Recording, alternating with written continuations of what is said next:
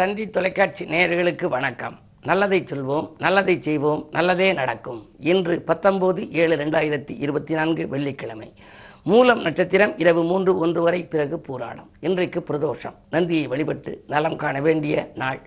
வேந்தன் நகர் நெய்யினிலே குளிக்கும் நந்தி, வியக்க வைக்கும் தஞ்சாவூர் பெரிய நந்தி, சேர்ந்த திருப்பூன்கூரில் சாய்ந்த நந்தி, செவிசாய்த்து அல்கொடுக்கும் செல்வ நந்தி என்று ஒரு பாடல் உண்டு.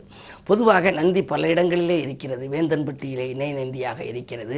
விலகிய நந்தியாக இருக்கக்கூடிய இடம் திருப்பூங்கூர். ஆக இப்படிப்பட்ட இடங்களிலெல்லாம் நாம் சென்று வழிபடலாம். இல்லத்தில் இருப்பவர்களும் நினைத்து வழிபடலாம். அருகில் இருக்கும் சிவாலயம் சென்றாலும் இந்த பிரதோஷ நாளிலே வழிபட்டு நந்தியிடம் உங்கள் கோரிக்கைகளை சொன்னால் நிச்சயமாக நடக்கும்.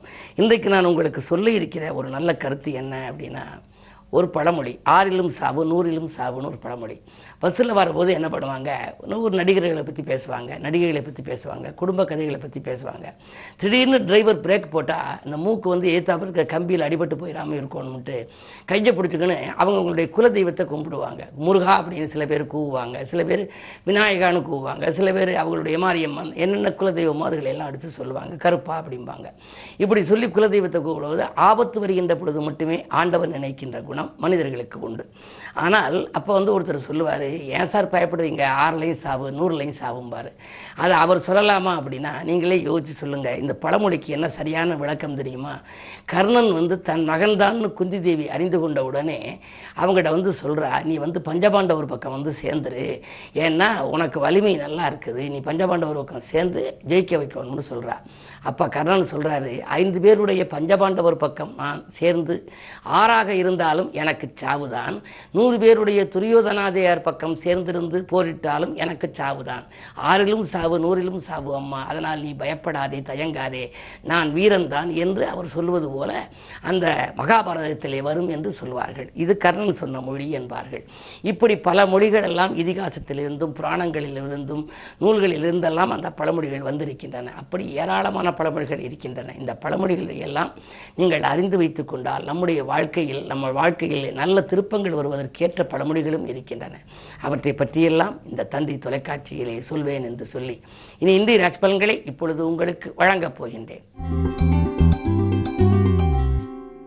மேசராசி நேயர்களே, இன்று உங்களுக்கு ஒரு யோகமான நாள். எதிரிகள் உதிரியாகின்ற நாள்.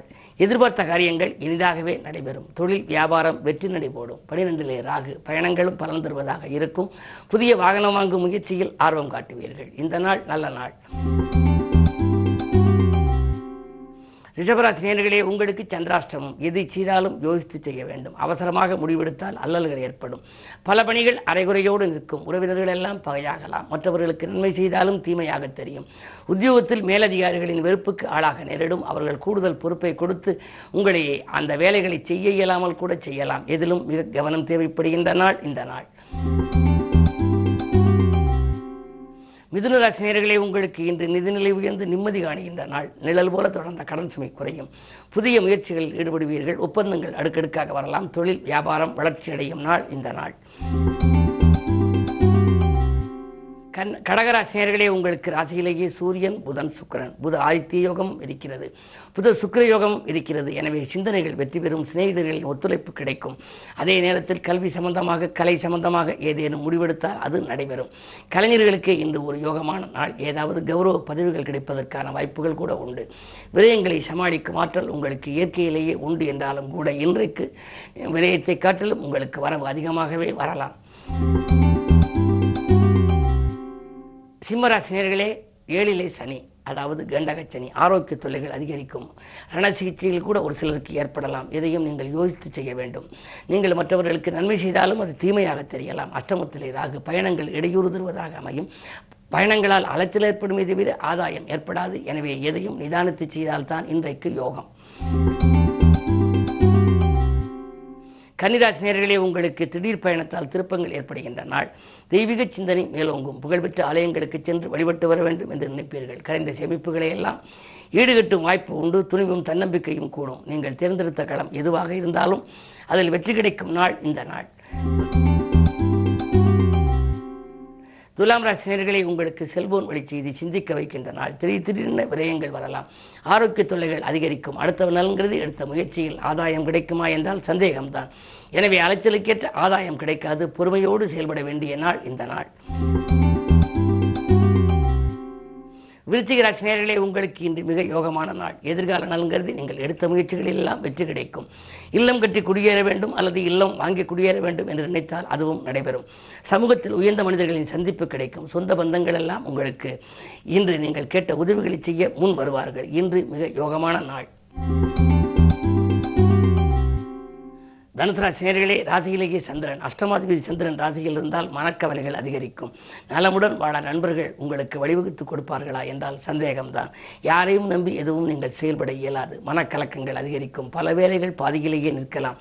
பயணங்களை மேற்கொள்ளலாம் என்று நினைப்பீர்கள். மனப்பயத்தின் காரணமாக அதை தவிர்த்து விடுவீர்கள். எனவே இன்று நீங்கள் நிம்மதியாக இருக்க வேண்டுமானால் பிரதோஷம் என்பதனாலே நந்தியை வழிபடுவது நல்லது. மகர ராசி நேயர்களே, உங்களுக்கு இன்று ராசியை குரு பார்க்கின்றார். செவ்வாயோடு இணைந்து பார்க்கின்றார். லாபாதிபதியோடு இணைந்து பார்க்கின்ற பொழுது லாபம் நன்றாக வரும். தொழில் வளம் சிறப்பாக இருக்கும். மேலதிகாரிகள் உங்களுக்கு நெருக்கமாவார்கள். உத்தியோகத்திலே உயர் பதவிகளும் கிடைக்கலாம். ஊதிய உயர்வும் உங்களுக்கு கிடைக்கலாம். கேட்ட இடத்திற்கு மாறுதல் கூட கிடைக்கலாம். நிம்மதியான வாழ்க்கைக்கு அடித்தளம் அமைத்துக் கொள்கிற இந்த நாள் நல்ல நாள். கும்பராசி நேயர்களே, உங்களுக்கெல்லாம் மங்கள நிகழ்ச்சிகள் மனையில் நடைபெற வழிபிறக்கும் நாள். மாற்று கருத்துரையோர் மனம் மாறுவார்கள். கூட்டு முயற்சியில் வெற்றி கிடைக்கும். தனித்து இயங்க வேண்டும் என்று நீங்கள் ஆசைப்பட்டாலும் கூட்டு முயற்சியில் தான் இன்றைக்கு உங்களுக்கு வெற்றி கிடைக்கும். 6லே சூரியன் இருக்கின்றார். அரசு வழியில் உங்களுக்கு எதிர்பார்த்த சலுகைகள் கூட கிடைக்கலாம். வங்கிகளிலோ அல்லது வள்ளல்களிடமோ நீங்கள் கடன் உதவி கேட்டால் அது கிடைக்கும் நாளாக இந்த நாள் அமைகின்றது. மீனராசி நேயர்களே, ஜென்மராக 7லே கேது. வாழ்க்கை துணையோடு கொஞ்சம் விட்டுக் கொடுத்து செல்ல வேண்டும். கொடுத்த வாக்கை காப்பாற்றி மகிழ இயலும் என்றாலும் கூட வாக்கு கொடுக்கும் முன் கொஞ்சம் சிந்திக்க வேண்டும். காரணம், உங்களுடைய ராசிக்கு 12லே சனி இருக்கின்றார். 7.5 சனி.